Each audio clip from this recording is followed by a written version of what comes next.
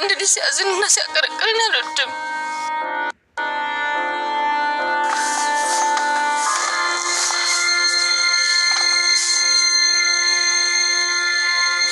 አባዬ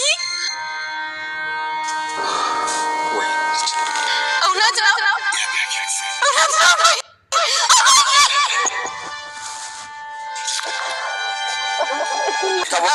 ይኸውልሽ ማርቲ ዛሬ ራሱን በጨፈር ሁሉ አምሮኛል። ሁለቴ ነው የምልሽ ከልጆቼ ጋር በጨፈር አምሮኛል። ተረስ እስኪንጫወት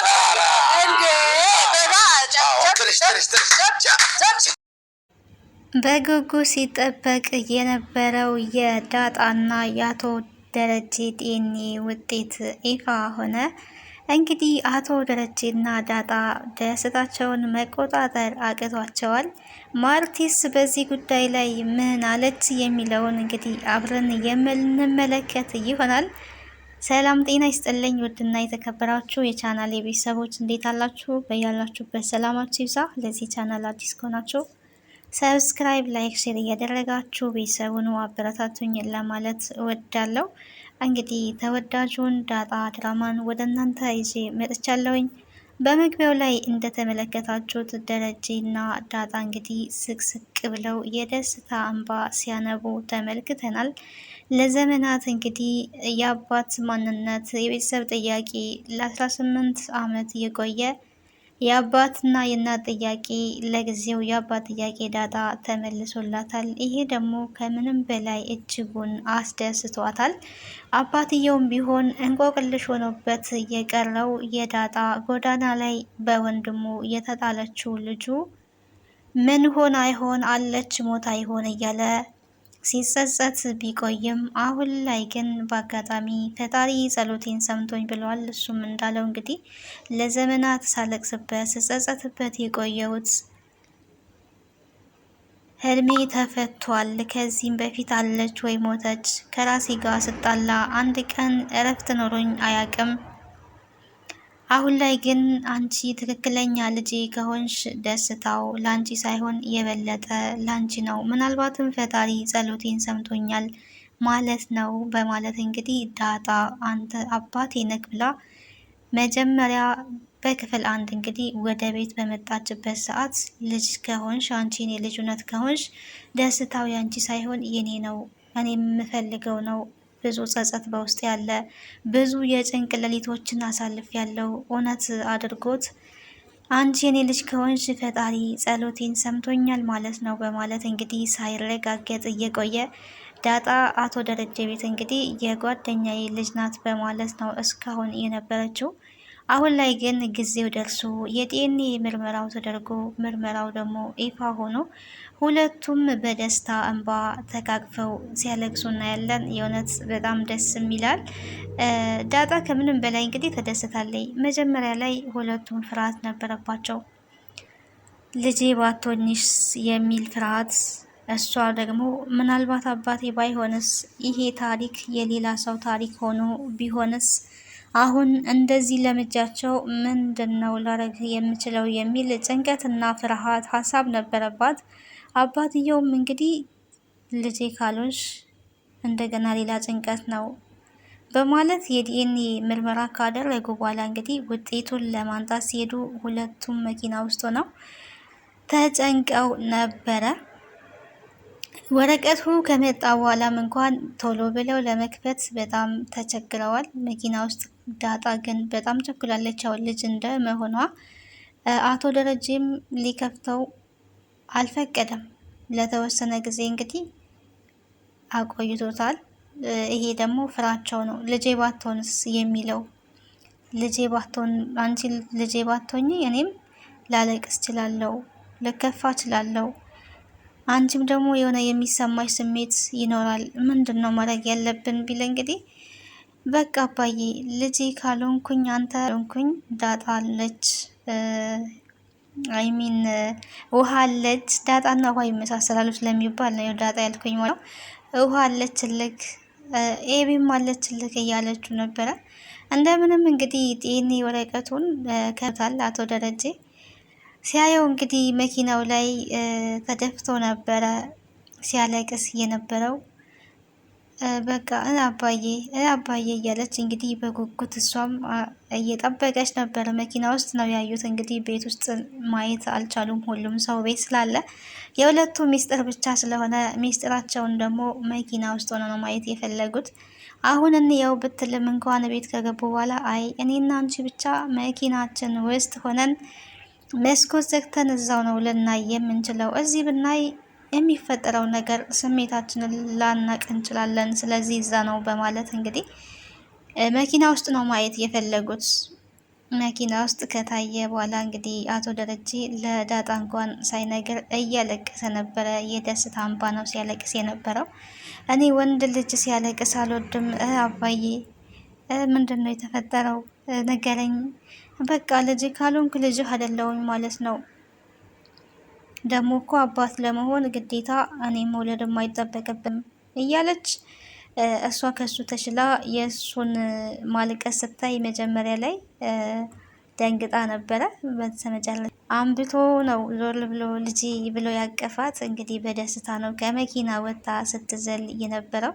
ከምንም በላይ እንግዲህ ያስደስታል። እውነት 18 ዓመት የአንድ ልጅ ነውና ድራማ ቢሆንም ደግሞ በእውነተኛ ታሪክም እንደዚህ ከወላጆቻቸው ተለያይተው እንመለከታለን። ብዙውን ጊዜ ለ18 ዓመት ለ30 ዓመት ወላጆቻቸው ሳያውቁ የማያድጉ ልጆች አሉ። የአባት የእናት ፍቅር የማያውቁ እንደዚህ የናፈቁትን ሲያገኙ ከምንም በላይ ስሜቱ ደስታው በጣም ነው የሚያስደስተው። እንግዲህ ዳጣ እንደምትመለከተዋት ጥርስ በጥርስ ሆናለች። ፈገግታዋ ለየት ያለ ነው። በመጀመሪያ እንግዲህ ዲኤንኤ ምርመራ ካደረገች በኋላ ብዙ ጭንቀቶች ነበሩባት። የመጀመሪያው ጭንቀቷ አሁን ላይ ተፈቷል። ከዚህ በኋላ ደግሞ እንግዲህ በትክክለኝነት የሚቀራት እናቷን ማወቅ ነው። አባቷ ከታወቀ እንግዲህ እናት እውነት አባት እምነት ነው ይባላልና አቶ ደረጀ ከዚህ በኋላ ትክክለኛ የእሱ ልጅ እንደሆነች ስላወቀ እናቷን ደግሞ ያገናኛታል ማለት ነው። የዳጣ ጥያቄዎች በሙሉ ይፈታሉ። እንግዲህ ለሁሉም ጊዜ ያለው የሚባለው አቶ ደረጀ እንግዲህ እንደዚህ በደስታ ወደ ቤት ገብተዋል። እቤት ሲገቡ ዳጣና አቶ ደረጀ ያው ሁሉም ፋሚሊ ሶፋ ላይ ቁጭ ብሎ ፊልም እያየ ነበረና ሲገቡ ያው ጥርስ በጥርስ ሆነው ነው የገቡት እየሳቁ። ዛሬ ደግሞ ምን ተገኝቶ ነው ያለችው ማርቲ። እንደዚህ ጥርስ በጥርስ የሆንከው ስትለው ዛሬ ደስታ ቀን ነው ደስ ብሎኝ ነው ያለችው። እንግዲህ ሰላም ብለው ቁጭ ካሉ በኋላ ዛሬ ቤቱ ሞቅ ሞቅ አድርጉት ደስታ ቀን ነው ብሏል። እንግዲህ ወይን አቀራርበው የደስታ ቀን ነው ቤቱ ሞቅ ሞቅ አድርጉት ዛሬ እንዲያው መጨፈር አምሮኛል እያለ ምንድን ነው የተገኘው? ለምን አትናገርም ቢሉትም በቃ የደስታ ቀን ነው ደስታ ነው ብሏል። ግን እንዴት ደስ አለ ብላለች ኤቢ። ቀናተኛዋ ደግሞ እንዴት ደስ ሊል ቻለ ምንድን ነው በማለት ጥያቄ አብዝታ ነበረ። ዳጣ እንግዲህ ምንድን ነው ከአንቺ ጋር ቆይቶ የመጣው ስለዚህ ይሄንን ደስታ ነገሬን ስትል ኧረ እኔም እሱ ደስ ስላለው ደረጀ ደስ ስላለው ደስ ብሎኛል ያለችው።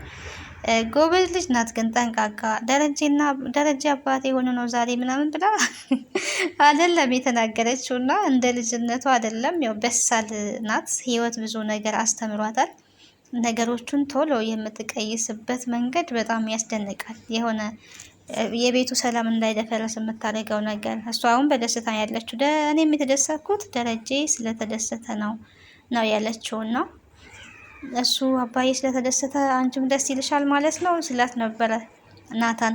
አዎ በቃ ቤቱን ሞቅ ሞቅ እናደርገው የደስታ ቀን ነው ስትል ነበረ። እንግዲህ ወይናቸውን ከጠጡ በኋላ መጨፈር አምሮኛል ብለው እንግዲህ ቤቱን በጭፈራ ድምቅ አድርገውት ነበረ። ችርስ ለማናቀው ደስታ እያለ ይገኛል። ማርቲ እንግዲህ ያው ደስታውን ባታቅም የባሏ ደስታ ደስታዋ እስከሆነ ድረስ ከእነሱ ጋር በደስታ ቆይታለች። ቀጣይ እንግዲህ ማርቲ እውነቱን ስታቅ ምን ሊፈጠር ይችላል? ይሄ እንደዚህ ተደስታ የጨፈረችበት በኋላ ላይ ደግሞ ምን ይዞ ይመጣ ይሆን የሚለው በጣም አሳሳቢ ነገር ነው። እውነት ለመናገር ከዚህ በፊት እንደተመለከት ነው ጠይቋታል። እኔ ከሌላ ሰው ልጅ ቢኖረኝ ምን ታረጊያለሽ ብሎ እንግዲህ ቢጠይቃት አንተ የምታደርገውን ነው የማደርገው ብለዋለች። እሱ ፈታሻለሁ ነው ያላት ማለት ነው። ስለዚህ እሷም ያንን ነገር ታደርጋለች የሚል ግምት ይኖረናል። እንግዲህ ዳጣ ስለተደሰተች እውነቱን ለመናገር እኔ ደስ ብሎኛል፣ ጥያቄዋ ስለተመለሰላት። ኤቢ ግን ያው ቅናቷን እንደቀጠለች ነው። በጭፈራ መሀል እንግዲህ በጣም የገረመኝ ነገር የኤቢ ቅናት ወደር የለውም ማለት ነው። እንግዲህ ሰው ሁሉ ተደስቶ እየሳቀ እየተጫወተ ተነስታችሁ ጨፍሩ ሲባሉ እንግዲህ ዳጣ ወዲያው ነበር ተነስታ ከአባቷ ጋር እየጨፈረች የነበረችው። ናታን ተነሳ ሲባል ናታን እንግዲህ ከዳጣ ጋር ነበረ እየጨፈረ ያለውና እንዴት ሆና ስታያቸው እንደነበረ ዳጣና ኤቢን በቅናት መንፈስ ዳጣና ናታንን እንዴት በቅናት መንፈስ ስትመለከታቸው እንደነበረ አይኗን ወይኔ በጣም ነው ያሳቀችኝ። ከሚገባው በላይ በጣም አስቃኛለች ኤቢና መጨረሻ ተነሽ ስትባል እንግዲህ ሁለቱ መሀል ገብታ ነበር ስጨፍር የነበረው። ናታን ግን ያው አልፈለገም እና የኤቢ የቅናት መድኃኒት የምታውቁ ካላችሁ እኔ ያው ይሄ ድራማ ነው፣ ግን በሪያሊቲ ህይወት እንደዚህ አይነት ነገር ውስጥ ያላችሁ ሴቶች ካላችሁ የምር አያዋጣችሁም። ቶሎ ከት ብታረጉት ነው የሚሻለው ማለት ነው። ሳይፈለጉ በግድ ፈልጋለሁ የማይሆን ነገር ነው። እሱ በጣም ፊት እየነሳት እሷ ግን በጣም ትፈልጋለች እና ፍቅር ከአንድ ጎን በጭራሽ የሚሆን ነገር አይደለም። በተለይ ሴት ልጅ አፍቅራ የትም ዳር ልታደርሰው አትችልም ማለት ነው። ይሄ ነገር ሊታረም ይገባል። ሜቢ ብዙውን ጊዜ እንደዚህ ሴቶች የሚወዳቸውን ሳይሆን የማይወዳቸው ነው ሲከተሉ የሚኖሩት የሚባል አባባል አለ። ግን አባባል ብቻም ሳይሆን ብዙውን ጊዜ እንደዚህ አይነት ነገሮች ይኖራሉ፣ ተመልክተናል። ግን ወንድ ልጅ ካላፈቀረ አላፈቀረም ነው 100%። ፍቅር ያው ከሁለቱም ወገን ሲሆን እንጂ ከአንድ ወገን በጣም ጉዳት አለው። ማፍቀር ጥሩ ነገር ነው፣ ግን ደግሞ ማንን ነው የምናፈቅረው የሚለውን ነገር መለየት ይኖርብናል። ምንም አይነት ስሜት የሌለውን ለእሷ ምንም አይነት ፍላጎት የሌለውን ሰው አፍቅራ የራሷን ደስታ በነገራችን ላይ እያጣች ያለችው። እሱ ግን በቃ ማለት ደስ ያለው መጨፈር እንኳን የፈለገው ከዳጣ ጋር ነው። እሷ መሀል ላይ ገብታ ስትጨፍር ወዲያው ነው ፊቱ የተቀያየረውና ለራሷ ደስታዋን አታ የሰውንም ደስታ ነው እያሳጣች ያለችው። ኤቢ በነገራችን ላይ ሕክምና ያስፈልጋታል ማለት ነው። እንግዲህ እንደዛ ነው ብዬ ነው የማስበው። ይሄ ደስታ እንግዲህ ሰላምን በመገረም ምንነቱን ባታቅም በመገረም እሷም ፍልቅልቅ ብላ እንግዲህ ያው እሷ ነፍሰ ጡር ናት፣ መጨፈር አትችልም። ግን እያየቻቸው ቤቱ በደስታ ተሞልቷል። አቶ ደረጀ እንግዲህ መጨረሻው አካባቢ ላይ ደስታው ይነገራችኋል ብሏቸው ነበረ እና ምንድን ነው ንገረን እያሉት ነበረ። የዛሬው ቀን እያለ ልጄ ብሏል። እንግዲህ ዳጣ ልጄ ናት ለማለት ፈልጓል። አላፈረጠውም፣ ግን በዚህ ደስታ ላይ ዳጣ ልጄ ናት ብሎ ቢነግራቸው ምን የሚፈጠር ይመስላችኋል ተመልካቾች? ማርቲ ወዲያው ትቀየራለች። ኤቢ እና ማርቲ ሌሎቹ ያው በእርግጠኝነት ውሃ ልጅ ስለሆነች በጣም ደስ ነው ሊላት የሚችለው። ዳጣን ሲቀጥል ትወዳታለች። ኤቢ ያው መጀመሪያም እየጠረጠረችው ነገር ስለሆነ እሳት እንደምትሆን እርግጠኛ ነኝ። ማርቲ ደግሞ ፌንት የምትነቅል ይመስለኛል እኔ ስገምት ማለት ነው። ምክንያቱም እኔ እናንተ መሀል እንደዚህ አይነት ነገር አይከሰትም ብላ ነው የምታምነው። ወተትን ጥቁር ነው ብልሽ ታምኛለሽ አይደል ሲላት አንተን በደንብ ነው ማምነው ብለዋለች። እና እንደዚህ የዚህ ናሃል ፍጹም ሰው ማመን በጣም ይጎዳል፣ በጣም ይሰብራል። አንዳንዴ ያው ተጠራጣሪ ሆኖ ማለት ሳይሆን የሚታመነው እስከ ጥግ ድረስ ፈጣሪ ብቻ ነው እንጂ ሰው እንትን ነው ይሳሳታል። ሰው ሊሳሳት ይችላል። እኛ ራሳችን እኮ ዛሬ ባለው ነገር ላይ ነገ ሀሳባችን ልንቀይር የምንችል ነን ሰዎች ማለት ነው በራሳችን ላይፍ ላይ። እና ባሏን በጣም እስከ ጥግ ድረስ ነው የምታምነው። ማመኗ ጥሩ ነው፣ ግን እንደዚህ አምና ደግሞ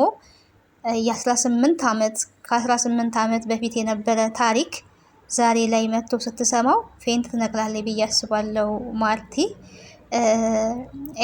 ኤቢ በዚህ አጋጣሚ እንግዲህ ሌላ አፍቃሪ መጥቶላታል፣ የሚከታተላት አፍቃሪ። አሁን ገና ጥሩ አፍቃሪ አግኝታለች። እንዲህ የሚከታተላት ጥሩ አፍቃሪ አግኝታለች፣ ግን ተንኮል እየሸረበች ነው። ያንን እሷን ሲከታተላት የነበረውን ሰውዬ የሰላምን ስልክ ልስጥና ሰላምን ተጀንጅናት እያለች ለሰላም ወጥመድ እያዘጋጀች ነው የምትገኘው። የሰላምን ስልክ እንደጠለፈች ለአባቷ ተናግራ አባቷ እንግዲህ ተቆጥቷታል ማለት ነው። ለዛሬ ይህን ይመስላል እንግዲህ ዳጣ።